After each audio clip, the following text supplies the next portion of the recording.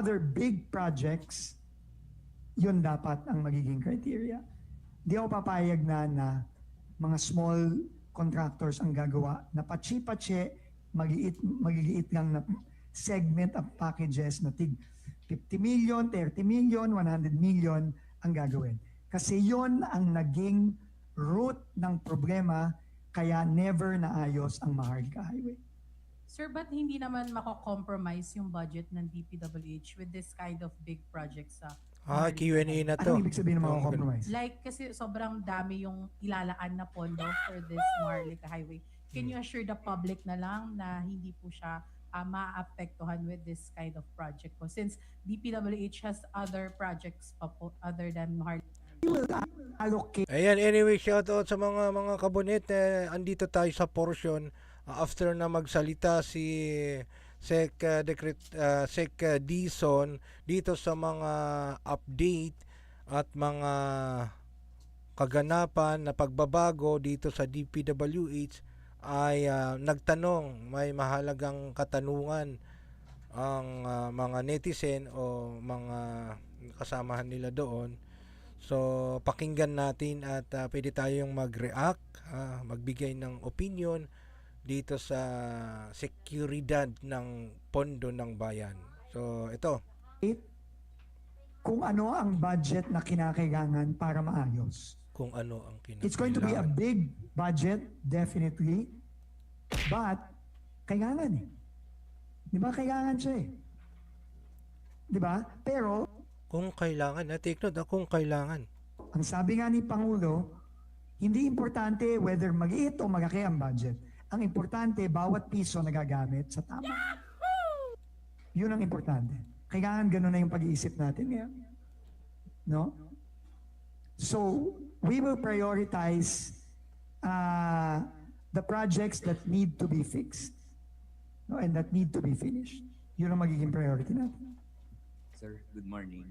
Sir, since you're implementing changes, reforms, may napansin ba kayong siguro change in attitude ng mga contractors? May mga pumapasok na bang new names? Yun, magandang tanong to. Oo. Oo. In fact, dito lang, madami ng mga nag-express ng interest sa Maharlika. Yun. Oh. Doon pa lang. Malaking bagay na yun. Kasi itong mga contractors na ito na malalaki, and these are contractors used by the private sector. Yung malalaking equipment. Never sila sumasagi sa mga locally funded projects ng DPWH. Typically, sumasagi lang sila sa mga foreign assisted projects. Yung mga malalaki yan. Ngayon lang talaga sila sasagi sa mga projects tulad ng Maharlika. No? And I think, testament to sa sisimula ng pagbabalik ng tiwala dahil sa liderato na rin ni Pangulong BBM dahil sa mga reformang ginagawa. Next question, Good morning, please. Secretary. Just for us to imagine, yung mga contractor, ito po ba yung mga level ng Mega World, EEI, Ayala, ito po ba yung mga tinutukoy natin? sir? Hindi, EEI. yung Mega World, yung Ayaga, hindi naman contractor yun. Ano yun? Mga developer yun. EEI. Yung mga contractors yan. No? But yes, ganung level. Yung mga typical contractors na ginagamit ng mga malalaking kumpanya tulad ng Ayaga, SM, Mega World, San Miguel, Metro Pacific, etc.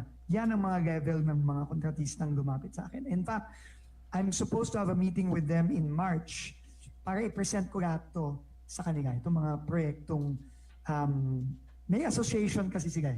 No? And we'll just announce when that meeting will be. Good morning po, Secretary. Next question. Sec, may we know ano po ba yung updates doon sa coordination ng DPWH with the ACE builders, which you have said na nag-signify ng interest to help with the Maharlika Highway rehabilitation?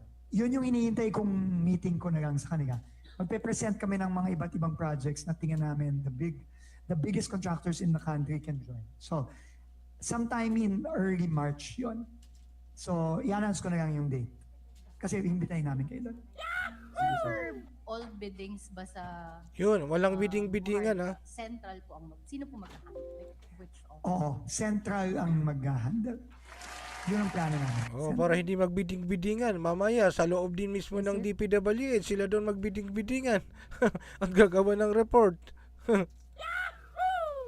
Central din ang nagdi-design actually ngayon. In fact, ongoing pa sila Yusek Lara, sila Yusek Sidain. They're doing it now. If you have some technical questions, maybe Yusek Lara can answer. But Sir, can you explain na rin, like why? Bakit Central ang maghahandle? it's big kasi, ang laki. Tsaka kailangan namin ng mga foreign consultants. Kasi ang gusto namin na mag-conform ang Maharlika Highway sa ASEAN or Asian highway standards. Kasi kailangan hindi lang tayo basta-basta gagawa eh. Kailangan meron tayong standard na pagbabasihan. Ano Tama. ba ang standard ng highway? Standard nagiging sub-standard di ba? Yung standard nagiging sub-standard tapos ano 'yun? Sa Asia o sa ASEAN. Standard in terms of yung ganda ng pavement, yung kinis ng pavement, yung drainage, standard ng ilaw, standard ng illumination. Nakita niyo naman, di ba? Ako mismo nagmaneho ako mula Lopez. Alala ko yung laging sinasabi ni Congressman Leviste, no? 200 plus 1,000 yung isang ilaw lang, street light. Grabe. Nakakatakot eh kasi lalo na yung bitukang manok. Walang ilaw eh. Meron pa nga ako nakita dun. Binabayaran pa ng mga LGU yung mga tao para lang mag-flashlight eh. Di ba? I mean, can you imagine? Para tayong nasa Stone Age eh. Oo. Para tayong 1920s, 1930s na may mga lantern yung mga tao para lang makita ng mga karwahe yung yung daan eh. Di ba? Ano ba naman yun, di ba?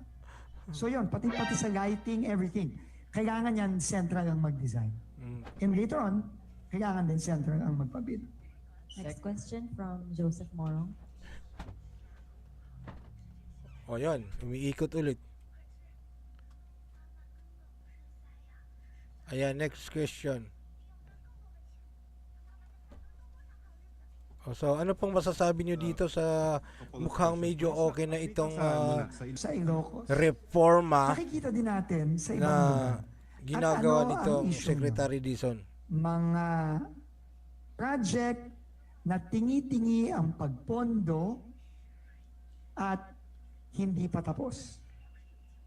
Ang difference lang doon sa PIDIG, yung simula nung project na yon, yung tatlong yung dalawang bridge na pinuntahan ko, yung Loing tsaka yung Kabarwan. Kabarwan na o Karabuan? Kabarwan ata. 2020 lang siya pinondohan. Pinondohan siya last year. Ang total budget was 50 million. Magkano? 50 million? Pero ang pondo lang na kalusot, ikalahati lang nun. O a little over half. Ang bira naman yan. Saan napunta yung kalahati? Swerte-swerte naman kaninong bulsa napunta yung mga yan. Ay. Hindi natapos. So ito na naman, narinig na naman natin, yung phase 1, phase 2. So ang commitment natin, kagaya din ng commitment natin sa ibang mga project all over the country na nakita natin, pondo kung 20 million na lang ang kulang niyan, o 15 million ang kulang, o 50 million ang kulang, pondohan na natin, may savings naman tayo ngayon para matapos na. Kasi kung ang project 100% phase 1 completed, baliwala yun. Kasi hindi naman magagamit kasi hindi tapos Di ba? Tama. Hindi ibig sabihin. Tama, kung sinimulan tapos halimbawa tulay na natapos yung sabihin natin 3/4 ang natapos, siguro 5 meters na lang para maidugtong. Tapos na hinto, di anong use? Di ba? Sayang. No? Kagaya din, kasi may nakita ako na sinabi ko daw sa Ilocos walang ghost project sa iba. Hindi. Yung nakita kong project yun, hindi ghost project yun. Yung ibang project na nakita ko, totoong ghost project yun. Unfinished. No? So I hope walang magbabali sa mga. Doon lang tayo sa totoo, doon lang tayo sa facts. Lahat naman ng tao gusto yung Huwag doon tayo natin sa totoo. isi-spin. Kaso nga lang, Dahil pera ng politically, ibang pagkiling natin. Huwag naman ganon. No? Whether Ilocos Norte, Siargao, Bicol, Bulacan, Pampanga, Davao, kahit saan. Facts lang tayo. No? And kung anong nakikita natin, yun din ang nakikita natin paulit-ulit. Na sinabi na nga mismo ni PBBM na kailangan nating baguhin. Tapusin natin lahat ng mga hindi pa tapos. Huwag na tayong magtingi-tingi, huwag na tayong mag-pacing-pacing. Diba? Kung may facing man, klaruhin natin. This year, ito. Next year, ito. Pero by next year, tapos na. Para naiintindihan ng mga kababayan natin. No, na hindi ibig sabihin, kung isang project, nakatenga, ibig sabihin ghost project yun, hindi. Ang ibig sabihin lang nun, hindi pinondohan, tiningi-tingi, hindi natapos. So, kailangan ng tapusin. Sir, yung medyo maliliit lang na. Yung mga nag-apply dun sa Lasal na Mapua, kailan nila makikita yung results? Paano yung results na yun? Tatawagan? Or?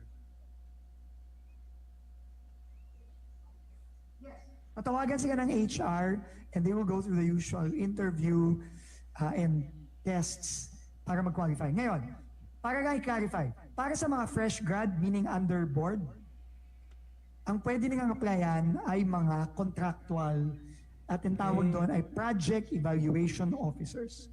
No, mga contractual yon, mga job order yon. Kasi hindi pa sila pwedeng maging project engineer kasi hindi pa naman sila engineer technically. So kung ikaw ay fresh grad, under board, ang a-applyan mo, project evaluation officer. Yon, maraming kaming kailangan nun. Napakarami. Daan-daan yon ang kailangan namin nun. Pero sasabihin ko din sa mga aplikante, ready kayong punta sa field. ma-deploy all over the country. Ha? Hindi yung ibig sabihin, ma-deploy kayo dito lang sa Metro Manila. Hindi ganun. Ha? Oh.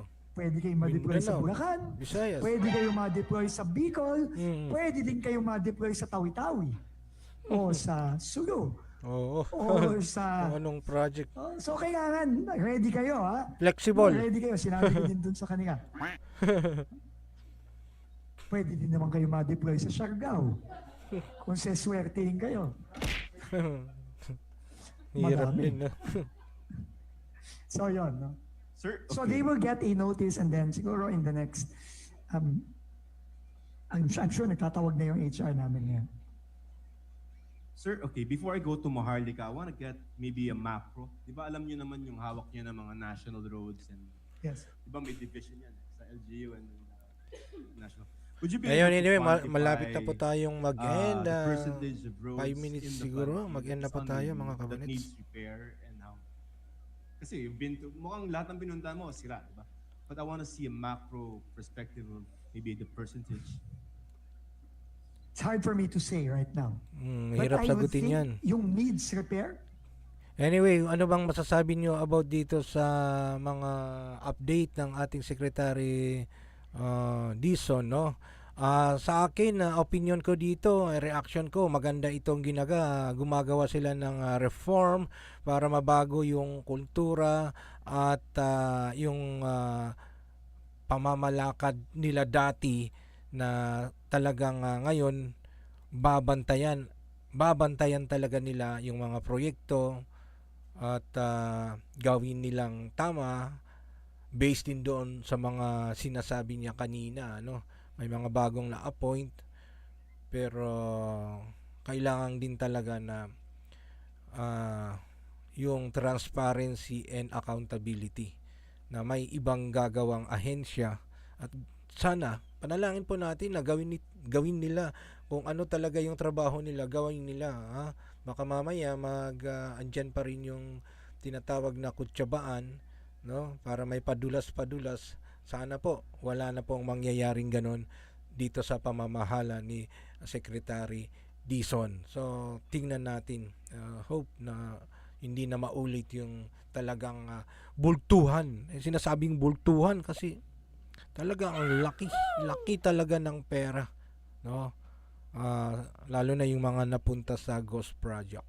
So, yan, maraming salamat po sa inyo mga kabonets, mga kababayan. Any opinion, reaction, pwede pong ilagay dyan, i-comment nyo dyan sa baba. At sa susunod, pwede po nating basahin po at kami po at yung mga magbabasa niyan ay maging masaya po sa mga contribution nyo na opinion. Okay. Once again, ito muli ang iyong Kuya Bonete. Laging nananalangin na iyong kaligtasan, kalusugan, good health, maging productive po sa inyong mga ginagawa at maging safe, lalong-lalo na ang ating kalusugan, maging malakas tayo sa patnubay ng ating dakilang Ama. So once again, God bless you, good night, see you bukas sa live ulit natin. Para na magbunot, kaya